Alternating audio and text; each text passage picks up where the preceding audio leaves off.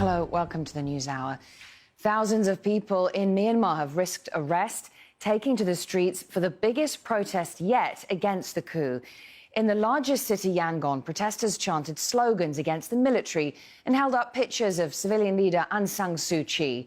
She remains under house arrest after being detained in the early hours of Monday. It was one of the first acts of the takeover by the military, whose leaders refused to accept her party's win in November's election. And in a further bid to silence dissent, they've added to a ban on several social networks with a near total internet shutdown. Florence Louis has our report now from Kuala Lumpur.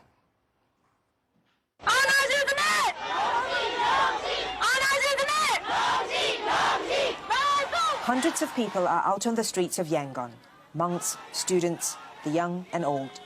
Many are dressed in red, the colour of the National League for Democracy Party, or the NLD. It won November's election by a landslide, a result the military has refused to recognise, citing unsubstantiated allegations of fraud. The banners read, "Against military dictatorship." These people are calling for the release of elected leader Aung San Suu Kyi and others who've been detained. Protests have grown from just banging pots at night in Yangon to a civil disobedience movement.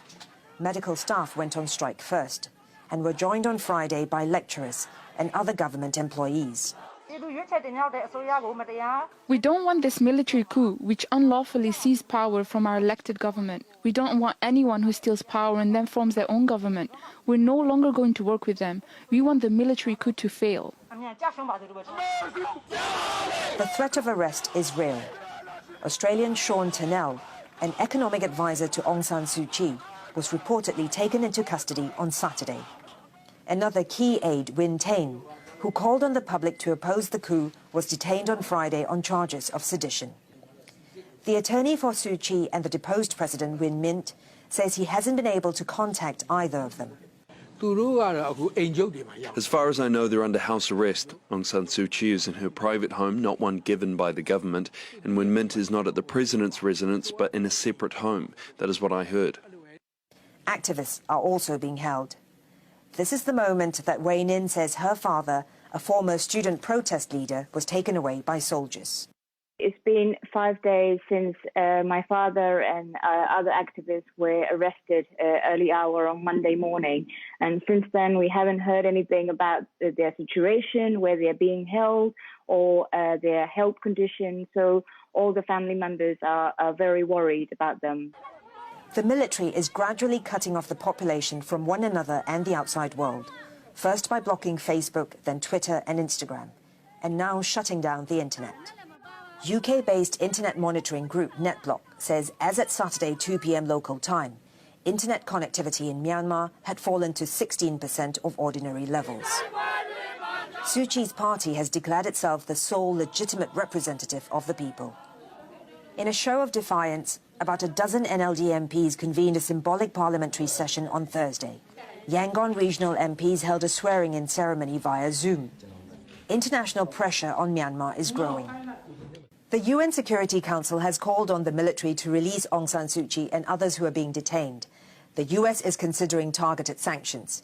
And in the region, Malaysian and Indonesian leaders have called on the Association of Southeast Asian Nations, or ASEAN, to hold a special meeting. But the generals have been down this road before. Myanmar's military leaders were shunned by the West when they ran the country from 1962 to 2011. They won't be giving up power so easily. Florence Louis, Al Jazeera, Kuala Lumpur. Choi Win is the executive director of the Burma Human Rights Network and joins us now from London. Are you concerned that with the protests growing and an internet shutdown now in place, that a violent crackdown on peaceful protesters could be imminent? Hi, thanks for interviewing me today. Yes, it happened in the past, history in Burma, like whenever people comes out to demand their rights, the military and the authority, the military normally they're unable to tolerate this kind of activities. But one thing my worry is, so far the military also show the restraint, and they're not coming after the crowd, but we've been hearing that there are so many arrests, or those who are the student, the activists and the leaders, those who led today demonstration, has been arrested. Few of them has been arrested. So we still need to. It is very difficult for us to confirm some information as well because of due to the internet, blackout. So hopefully. No, sorry. Yeah. So I was just going to say. So actually, what concerns you is the fact that they might just let these protests. They might tolerate these protests carrying on for a bit longer, but they'll just try to identify the people that are organising the demonstrations and target them for arrest and detention. I mean, this time we find some differences from the military side. They are not immediately, shooting and killing the people as they did before. What they're doing is they are using psychological warfare, psychological games. Like today, suddenly they spread the news that Aung San Suu Kyi has been released. So people are celebrating and they came out on the street and they are very happy. And this is immediately those who are activists, they're aware of that. They spread the counter that misinformation and immediately inform everyone by telephones and by messages. This is false news and this is a rumor. There is not to believe this. So people start taking aware of what's going on. They are not. They're more careful than before. And another one point is a previous time they mix up their goons within the crowd and they become violent. So they give the excuses to the authorities to crack down violently because some crowd has crossed the line. But this time we have been very careful, and I would like to echo the advice from the student leaders like Minko Nai.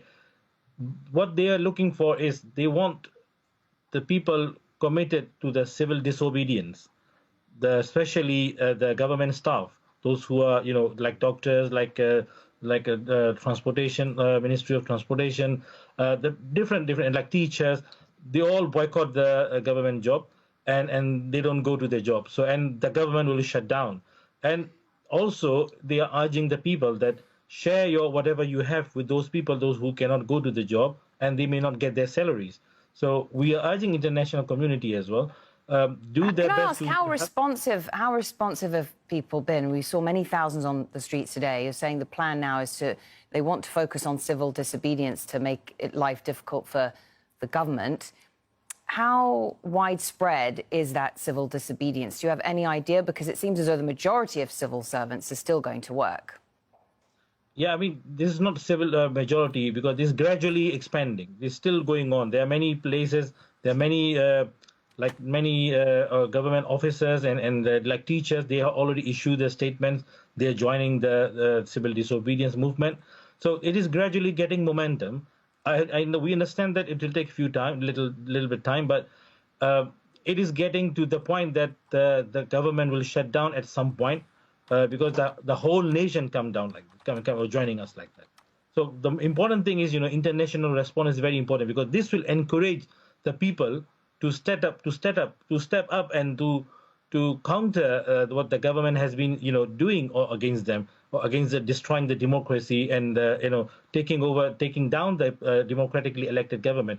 International community immediately need to put targeted sanction on the economic interests of the military, because behind the coup, this is one of the main reasons why this military general they want to protect their family businesses and wealth. This is one of the key points why this general dare to do this, dare to take down a democratically elected government. So we must respond, international community need to respond, targeting their economic interests, their companies, their cronies. Thank you very much. Choi Win, Executive Director of the Burma Human Rights Network.